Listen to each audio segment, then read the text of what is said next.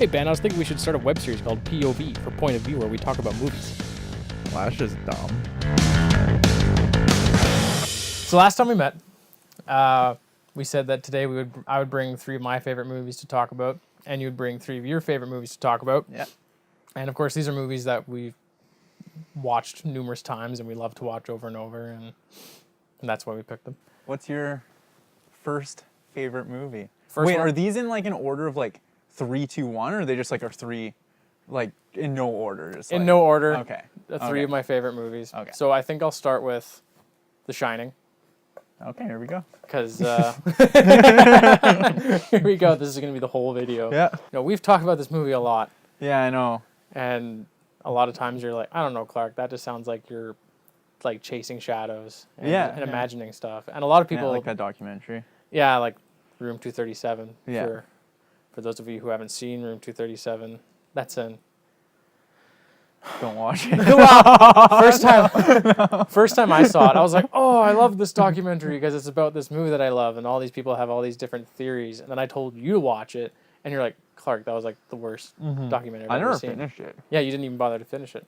I got tired. But I think what's important about the documentary is it taps into what's so important about The Shining, which is you can interpret that movie like 5 different ways, and you'll always find something new about it every time you watch it. Yeah. What I love about that movie is the whole maze idea, right? Yeah. There's a literal maze, Yeah. the hedge maze. And then the hotel itself is, you could make a simile and say that a building that size is like a maze. But that one was, like, for the movie, the hotel was designed on a production side to be a maze, right? Yeah. I mean, you can watch that movie 5 times and not totally understand where the kitchen is in relation to everything else. Oh, totally, I know.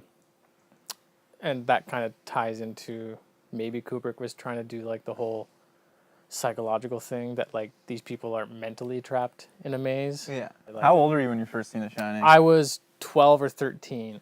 And I remember, I think it was like an old VHS copy, and I was at a friend's house, and we watched that movie, and I was like, yeah, it's just people in a hotel. It's kind of creepy. Pretty old school horror. Yeah, and I remember movie, thinking it was kind of bland looking. just like, oh, a pretty boring haunted house movie. Yeah, Not exactly. Boring, but kind of like a slow and. But it is one of those movies that every time you watch it, you keep thinking about it. When you're following Danny around on his tricycle, it's those low steady cam shots, right? To lay out a geography of the hotel. Yeah, yeah. The geography of the hotel is an impossible maze that you never notice that watching it through until someone points it out to you. Be like, that stairwell goes nowhere. Yeah. That window shouldn't be there. Like when Danny slides down the snowdrift out of the bathroom. Yeah. And Wendy's trying to follow. It's during the axe scene, right? Yeah. Until someone pointed out to me that shot, I was like, what's so bizarre about that shot where Danny's sliding down the snowdrift? And it always felt weird. If you pay attention to the windows in the room that they stay in, they have to be on a corner. There's like 2 or 3 windows for like the rest of the suite that they're in, and then the bathroom window is at a perpendicular angle, so they have to be on a corner of the hotel. Yeah. But then when you cut to that exterior shot of Danny sliding down the snowdrift, it's the great big wall, and they're not on a corner. And you could be like, well, it's a mistake, right? Yeah. But There's so much of that kind of stuff in that movie. exactly, there's so much of that, and then you have to be like, well, is that a mistake? And the production designer was just high out of his mind the entire time? Yeah. Or was that intentional? Yeah. To throw you off and make you feel like you're in a maze? Intentional. I say so too. And then when you're in the actual maze, when Jack is chasing Danny with an axe, they're like the exact same Steadicam shots. Yeah. And even the music sounds like Danny's tricycle when he's going over the carpet and on the hardwood. Yeah. And the music is very similar to that. So really clever ways to make the hotel feel like a maze, and you don't know what's around the corner, whether it's a ghost. Oh, that's another thing. Is the hotel actually haunted? Or is he just crazy? Yeah, or is Jack Nicholson just imagining this, and Danny's seeing it too, but Wendy doesn't see fuck all until the end of the movie when she's running around like an annoying bitch going, oh She God. does see things. She does though, see right? things, yeah. But is she crazy at that point? I don't know. But or maybe it's Danny's using his shine to like I never thought about drive that his before. family crazy. Yeah. Maybe he's the one that's kind of doing this. to get rid of the father. You know, it's funny too, when you think about The Shining, you talk about The Shining, the thing that's often not talked about is how it has a kid who's like telepathic. Yeah, I know. That's not what everyone. That's It's what never talked about. Yeah, it It's like seems the like main like device or plot device of the movie basically is like this kid's telepathic abilities. And Yes. like, have we ever talked about that before? Like, it's a No. horror movie that's like kind of seems grounded and stuff, but it's got a kid who has telepathy. Yep. And Scatman Crothers has it too. Mm-hmm. Your movie. So I think I'm gonna go in the order of like age, or you know, like what movie I seen when I was youngest and stuff, and kind of work my way up to newest. Okay. Okay, and it's really hard to do because it's hard to name 3 favorite movies. Yes. Okay, but I'll go with like 3 movies that I watch the most and kind of obsessed over maybe a little bit, and that I can still rewatch like over and over again. Okay, so Dazed and Confused. Yep. First movie. Man, when did I see this movie? I've probably seen Dazed and Confused first when I was like 11 or 12. I thought it was the coolest movie ever. Like, all the characters in it were kind of like realistic. Took place in the 70s, and I like kind of like rock and roll 70s music at that time. But it's very aimless, you know, and Yep. and like I think it's more a movie about characters than about story, and that was probably one of the first movies I seen kind of like that. Mm-hmm. And I don't know, I guess I was at that age where it's like these teenagers, and I was kind of entering teenage years, so I was like, oh man, this movie's like speaking to me in a way that these other movies I watched growing up can't. But yeah, I don't know, like, and then you grow up, you watch crappy superhero movies like Daredevil and like stuff like that, and then you go back and see Ben Affleck and like Matthew McConaughey young, just playing these awesome characters, you know? And So you like the characters from the movie? yeah, and like, I think when everybody watches that movie at some point and just like loves that character Slater, like the stoner with like the long hair and like the weird hat. That was one of those movies like I watched sometimes 2 or 3 times a day. Like, it was weird. Really? Probably for a couple months. Wow. Like, it was one of those for some reason. Like, usually it's a sci-fi or a big like action movie. And then your parents took you to the doctor? Yeah, I was just hooked on Dazed and Confused. And like, okay, I don't know if there's really a main character of Dazed and Confused, but there's Randall Pink Floyd. Okay. Who's like kind of like the high school senior who's unsure of if he should keep playing quarterback on his football team. And he's getting so much pressure from other people who they want him to like sign. It's not a contract, but kind of something saying that he's not going to like do drugs and party over the summer. Okay. And he's like kind of rebelling against that. So it's kind of like don't be a teen sort of thing, right? Yeah, exactly. Like, grow up and focus on football and what matters and start thinking about college and stuff. And he just wants to, you know, like listen to Pink Floyd and smoke weed and do acid or whatever they do, right?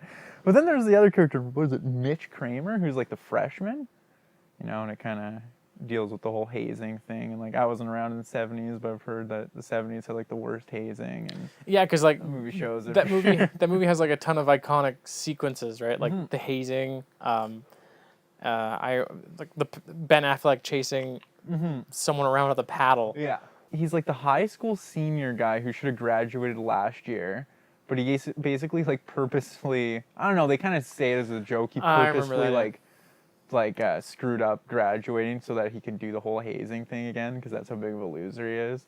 Great. And I don't know if that's true, they just say that, you know, like that's what kids hear and stuff. He's probably too stupid. And it's awesome because the freshman kid kind of like, you know, overtakes him halfway through the movie, embarrasses him, like sets him up. They pour paint all over him, I think it is. I don't remember. And then he just exits the movie. It's just, you don't see him anymore because he obviously like went home and started crying or something. And like Matthew McConaughey plays this guy who's like, and I think every group of friends almost had one of these in high school. The guy who's like 8 years older than everyone else, but still hangs around. He's like 27 or something. He hangs out with like 17-year-old kids.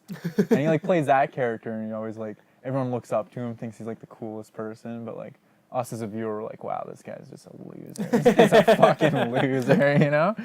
And he's the one, he's got that line, it's like, I keep getting older and they stay the same. Yes, they do. You know, it's like such a famous line, right? Yeah. Because the majority of that movie takes place over like one day and a night, right? It's the last day of high school. A lot of the stuff the kids are going through, I think, like, I don't know, teenagers, even people around our age can kind of relate to somewhat or have gone through it, you know, like, even if you can relate, like maybe if you weren't the high school football, like quarterback. Yeah.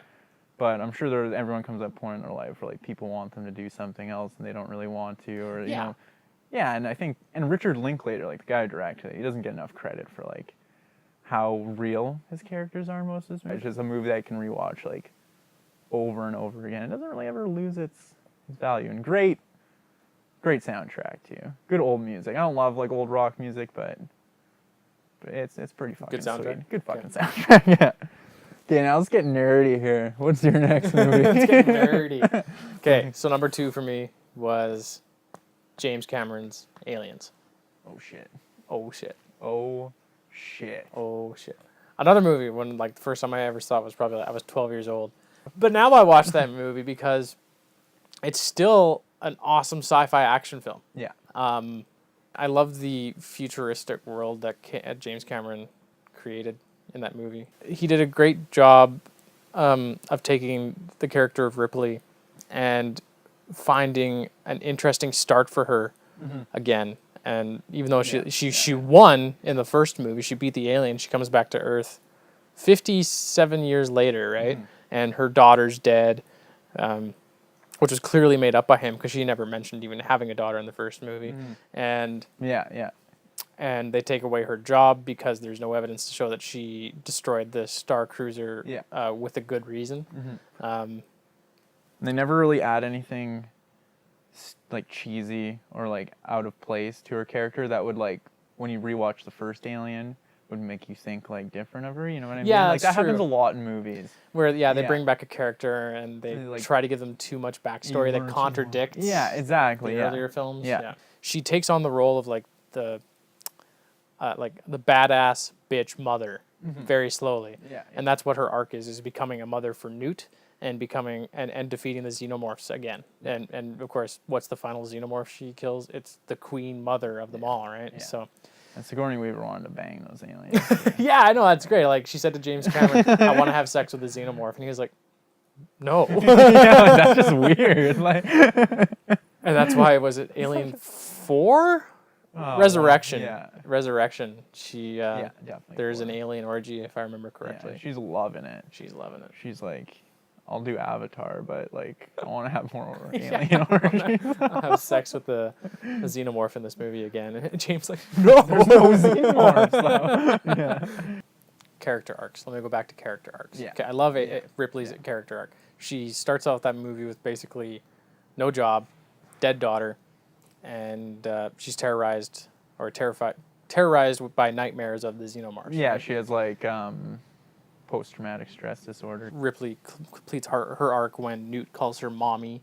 Yeah. And she kills the last bitch xenomorph. And she doesn't really get her job back, but no, she kind of proves to everybody that she was right. Yeah, exactly. So yeah, a great character arc on her part. And I like how that movie ended with like it's a little family.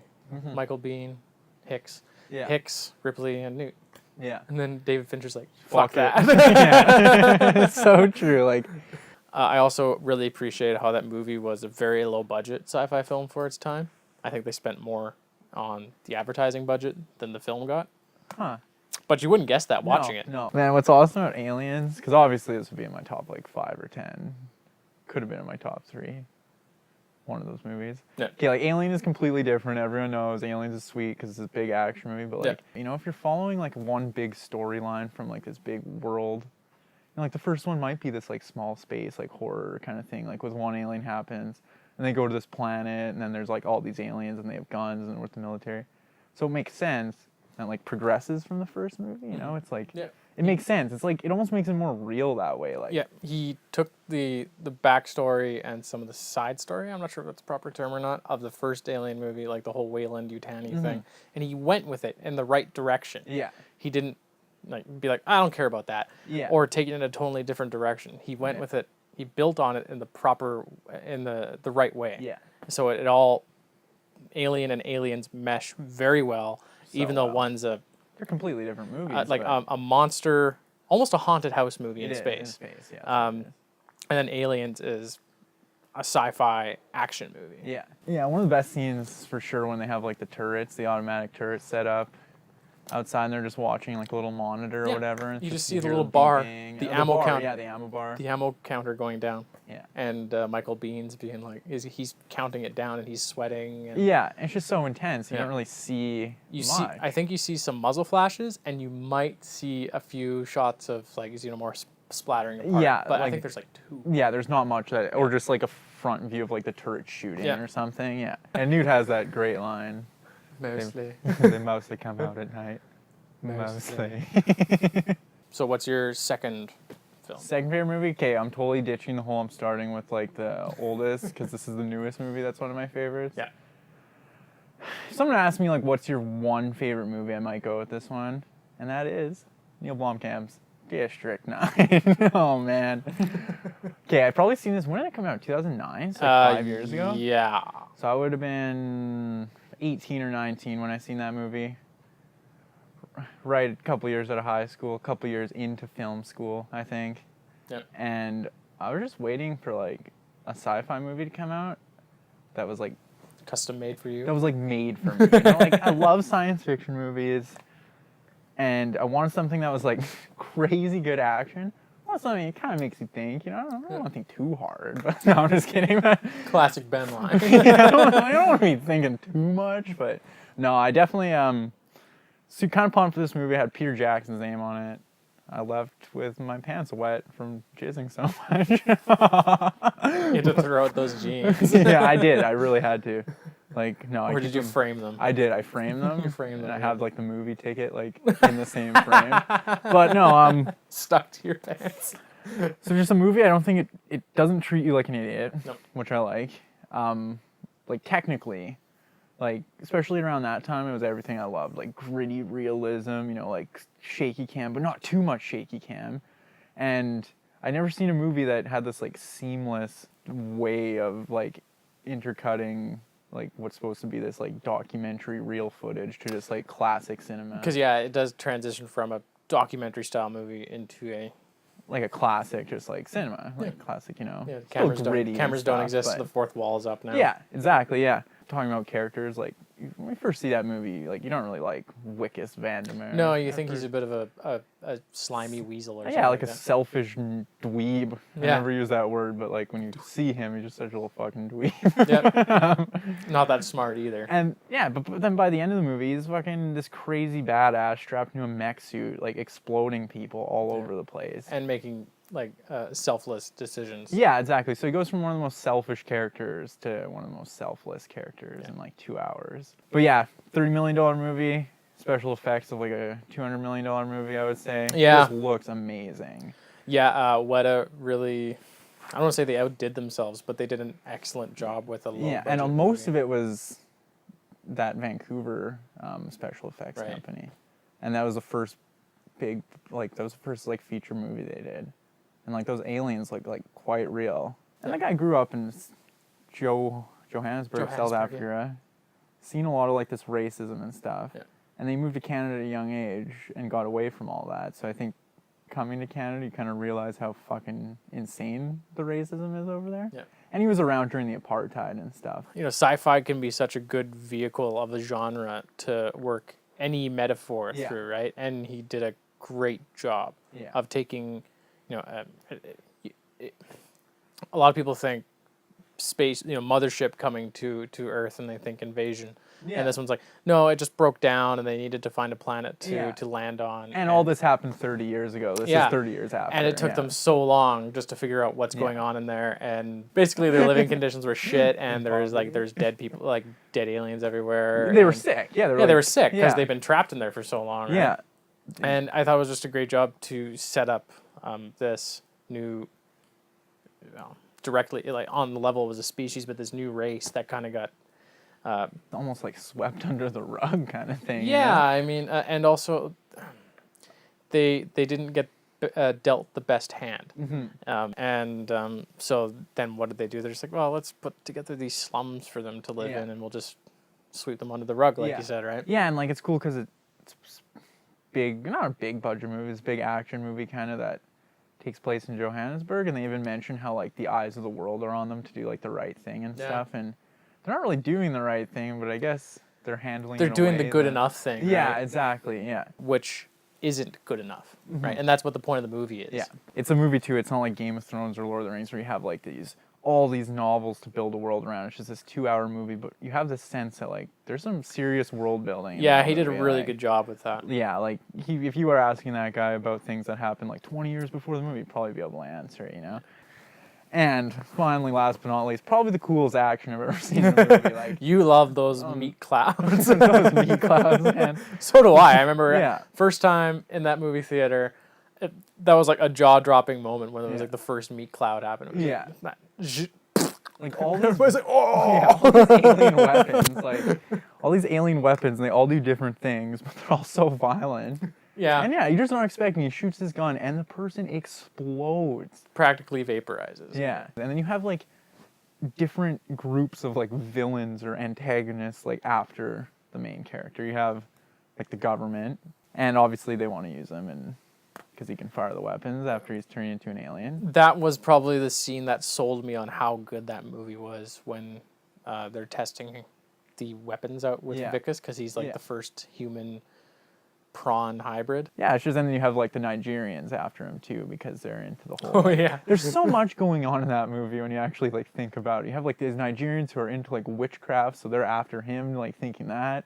It has all this cool science fiction elements, but it has like these little David Cronenberg like body horror moments too. Yeah, where, that's true. Where like he's changing. Yeah. And, like so many David Cronenberg movies are about someone like that it's like physically changing. or you it's know, about how weak our bodies are and things like that. Yeah. So it's a little double down here. So yeah, so this is movie 3. We both were fighting over talking about this. So we're both going to talk about. We both had to put it on our list. We've talked about this movie probably, like, if you counted the amount of hours we've talked about this movie, probably would say like a solid like 24 hours of our life has been just like us sitting here talking about that movie. Yes. And that movie is? The Lord of the Rings, The Fellowship of the Ring by Peter Jackson and company. The Fellowship of the Ring is the one that meant the most to me and probably changed the way I watched movies. Same. Yeah. And having seen all 3 of them numerous times, I still think it stands out as the best for both screenplay, editing, and cinematography, and overall enjoyment. I think. Overall vibe too, I Yeah. would say. Like, I think that's really important to movies, like a vibe it has. Yeah. Fellowship of the Ring has like this like dark, kind of like ominous, but like It feels real. I mean, it didn't look and feel like fantasy. It felt like we were watching a real place on this Earth. other world. Yeah, like you could. It feels like this was history and like an alternate history to Yeah. Earth, which Yeah. is the way it was written by Tolkien. But Yeah. anyways, Yeah. it felt that way, and it was very dark. It started off very dark, and I'll never forget, like just watching the prologue when I was 14 when I saw that movie for the first When time. Kate Blanchett's voice comes Yeah, up I mean, on such a screen hook, and you're just right? like, And just all this like history that I'd never heard of before was being thrown at me, and I was like, "Give me more!" I was absorbing it all, and just fell in love with that movie from the first minute. And when it ended, I wanted more. I was like, "No, don't walk away! yeah. Don't walk into Eminem Wheel." And it's a 3-hour movie, and you're like, why can't It doesn't just been feel a its length. 4-hour movie? Yeah, it's you a know? 3-hour movie. Well, 3.5 if we're only Yeah. going to talk about the EE, the extended editions. Oh yeah. That doesn't feel 3.5 hours long. No. It feels like a 2-hour movie. So I went and seen it, kind of pumped, and it just fucking blew me away. Yeah. Like 3 hours felt like an hour. Like you had like these characters who were like these good, you know, heroes, but they're all flawed in their own ways. Yeah. Well, not all of them, but like the main ones: Boromir, Aragorn, even Frodo. You know, Merry and Pippin are somewhat flawed. Sam. is They all somewhat feel flawed. real. They all act, for the most part, relatively realistically, and you know you're with them, and you get to know them all, and you want them to make it to Mordor, and you want them to destroy the ring. And I think a lot, like Lord of the Rings too, it's not talking about much. It's so much about the flaws of humans. Yeah, You know, and I think that's smart. You have this movie that's going to be watched by humans, and it has like dwarves and elves and hobbits and shit in it, and you make the humans probably the most flawed characters out of all of them. Yeah. I think that's saying something. You know? just mad respect for Peter Jackson for fighting to make those films, and then taking on the task of shooting all 3 at the At same once. time, and then having his hands on like every aspect of it. You know, in terms of design, he was there. Production design, he was there. For writing, he was one of the 3 people that wrote them. The score blew me away. That was a movie that made me that was like the first film score I ever downloaded, and I would listen to it like all the time. I actually bought the CDs. Yeah. So Howard Shore nailed it. And editing, I love the editing in that movie, especially like the first hour in the Shire and then getting out of the Shire. Yeah. I just love all that shit. Probably the first movie I seen too where it's like holy shit, they have big makeup crews on movies. Like the orcs in that movie look photo real, and it's just makeup mostly. Like that's impressive shit. Like that's Mostly. They use makeup. Mostly. They mostly use makeup. To throw that much at the viewer, different races, this alternate history, monsters, wizards, magical powers to a degree. Yeah. And for them to be able to follow it and enjoy it is a feat within itself. Yeah. That's totally the movie that made me love movies more. Yeah, it made me want to do something in movies. Because I remember when the extended cut came out, I didn't buy it, but I borrowed it from a friend of mine, and I spent like a weekend just watching all the special features. And I just loved it. If you look at it too, it's probably one of the best examples of like leaving things out and changing things from the book to make them work better into movies and into film. I agree. And you can never please everybody. There's always gonna be those purists that are like, "Oh, Tom Bombadil wasn't in the movie. Tom Bombadil." And it's like, why though? Why do you need Tom Bombadil? You don't need Tom Bombadil. No, you don't need that fucking guy. He basically tells them to dance and frolic naked in the grass. Yeah. Yeah, that's a weird scene. Imagine that being in the movie, just like this weird 10-minute sequence where everybody's like, What? and then cut to them arriving at Bree. And everything's like so dark, and there's all these like people out to get them.